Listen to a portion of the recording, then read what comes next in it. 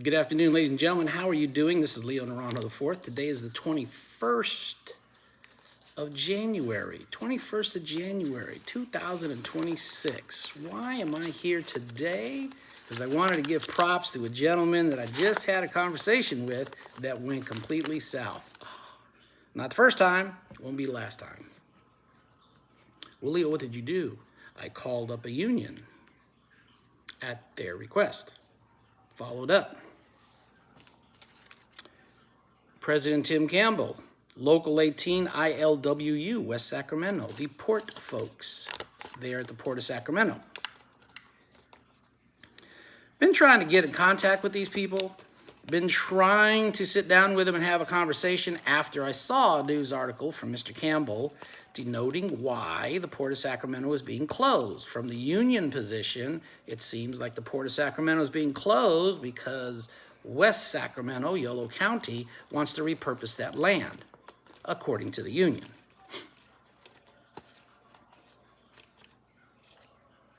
Very hard to reach that gentleman, but I finally did. Had to use other than normal means to do it, but I finally did. That's probably why you're irritated, because your little happy slappy wanted to play games and peekaboo moments. Tim Campbell, President of Local 18, was asked to have a conversation with his group. Candidate position. What's going on down there at the Port of Sacramento? That was a very impressive port. It served the communities of both sides of the river. It was a very taunted, high-valued item when it was built. What happened? Why are we going through this mess? Now, the union gave their position in their article. The West Sacramento authorities, however, Yolo County authorities, claim that the facility is way outdated, past its prime, and too expensive to keep up. That's generally BS from a government position, that they want to use something else to be on that land. But they didn't say land. The union did. They didn't see they're going to repurpose the land. The union has. So where does the truth lie between the two parties? I have a former member from my union that's now a West Sacramento City Council member. He's unavailable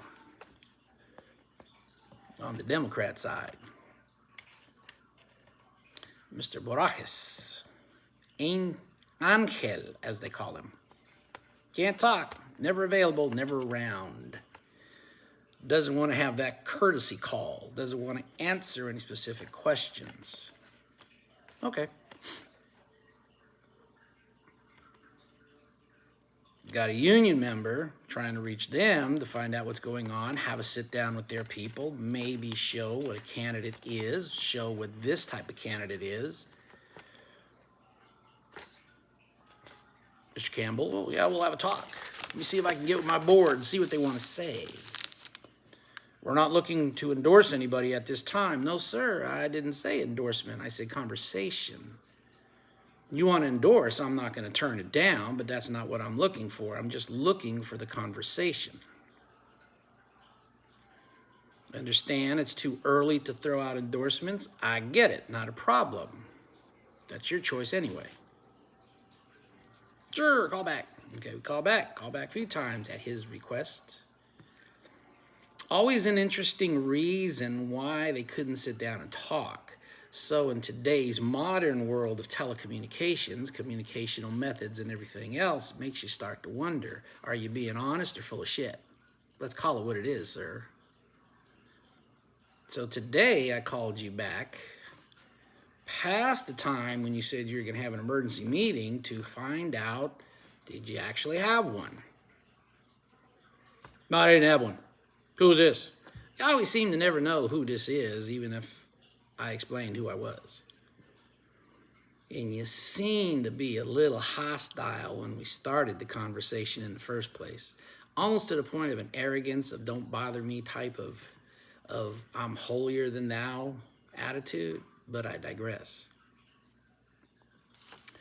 So, Mr. Campbell, you first wanted to start off with an Eff-Bomb. I didn't know what I was talking about when I said it seems that your team doesn't want to have a meeting. You don't know what the F you're talking about. You don't know what the F you're dealing with. You don't know what the F the situation is. You're mad because we won't speak to you to give you an endorsement. I never asked you for the endorsement, sir. That's your insinuation. But you're now starting to come off like you're sounding like you're reading a script. Been there, done that. Or you forgot. I was a union member as well, so I kind of know the playbook a little bit. And what you were exhibiting was horse crap.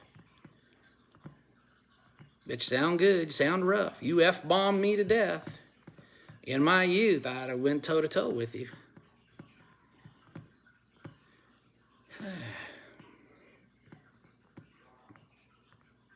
Don't worry, you won't be called from me or my campaign again. You've made that point very clear, Mr. Tim Campbell of Local 18.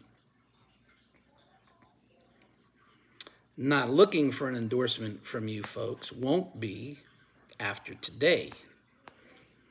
You're the president of Local 18. So let me remind you, sir, as you try and spin your way out of this to make it look like you want to, here's how this went down. My request was to meet with your union. And the interesting thing about unions in total in California is they're not well liked. To a degree, you could almost say they're hated throughout the state, especially public sector unions. My stance on being a former union member is this. The union, you have to be very precise when you're dealing with them in any way, shape, or form, because they have people who make up the union. Those are the members and the membership, not always in line with the leadership. Sometimes they're members of a union because they have to be, not necessarily because they want to be. Condition of employment, never agreed with that. Don't agree with that. If your union is that great, the reputation of your union will speak for itself. People will flock to you. But to say that you meet all the qualifications to be in the job, however, part of being in the job qualification includes you have to sign up for a union, you have to be a member. No, I'm not for that in total. Let the unions out there beware of the candidate type that I am. UPE Local 1 has that issue with me. They want enforced enrollment. I don't.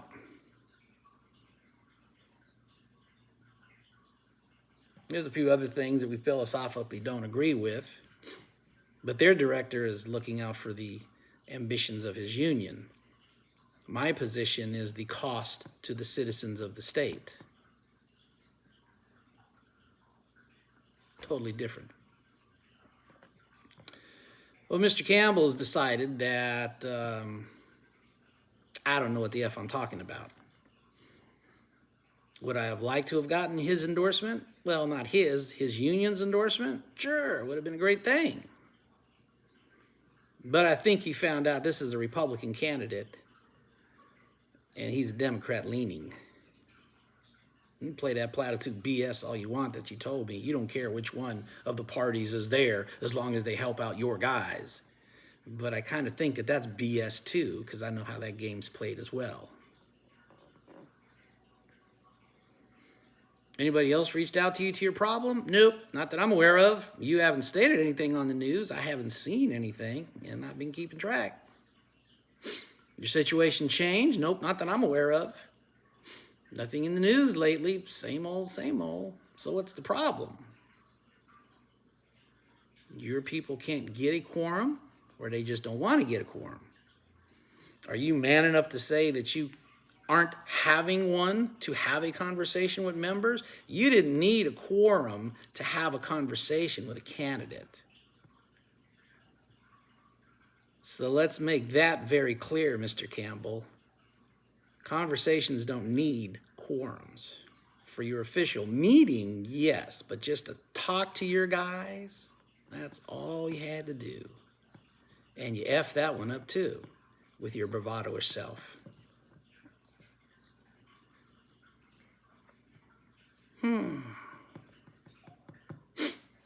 Congratulations on your victory for putting a Republican candidate in his place, if you say so. As I stated to you before, it's just a conversation. But you went there. You won.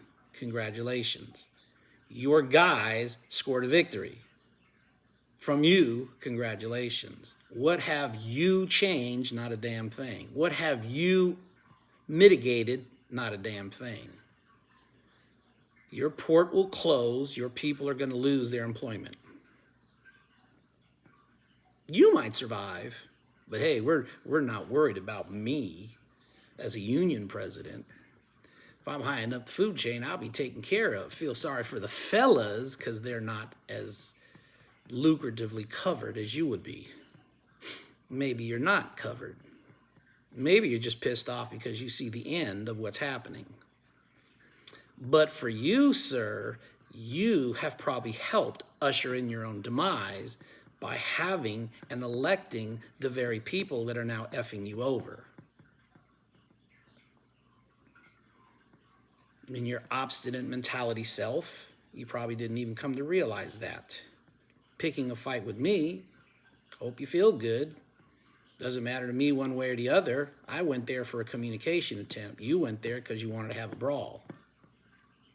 Okay, what changed? Nothing. You're still losing your position. You're still losing your port, and they're still losing their jobs. Instead of finding somebody to help figure out how to prevent this, you decided to be the a-hole, drop F-bombs, and hang up on a conversation. So be it. God bless you and your union. God bless you and the people in your union. I'm sure sooner or later you'll have a quorum to figure out something.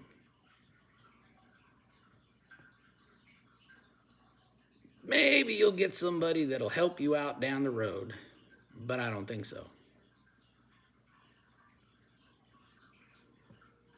Still have the same problem with pricing. Still have the same problem with fuel. You're still going to have the same problem with expenses. That's what we are going to have conversation about. Your union and how it can survive in the state of California. But you wanted to be a knothead, drop F-bombs, make insinuations, and cut off the conversation. For what? Political games? Got under your skin? You couldn't take a little bit of rebuking or questioning? Kind of shows how sensitive you are and how irresponsible you are as president of Local 18, ILWU.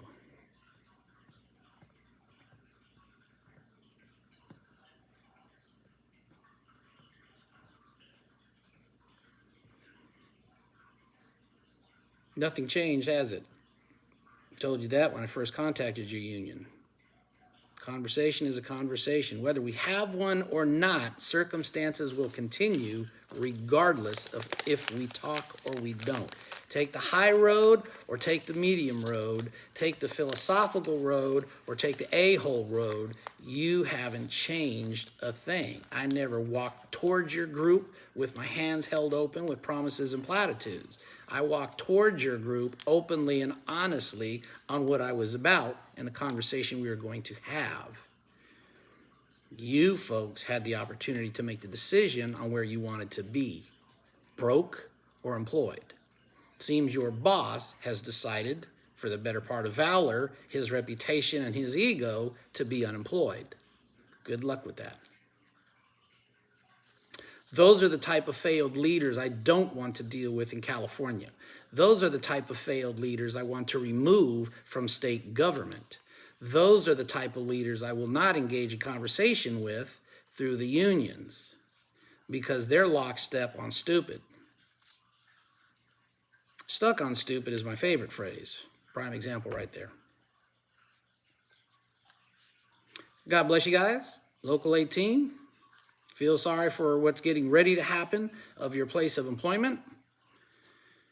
Thank your prez. Congratulations on him.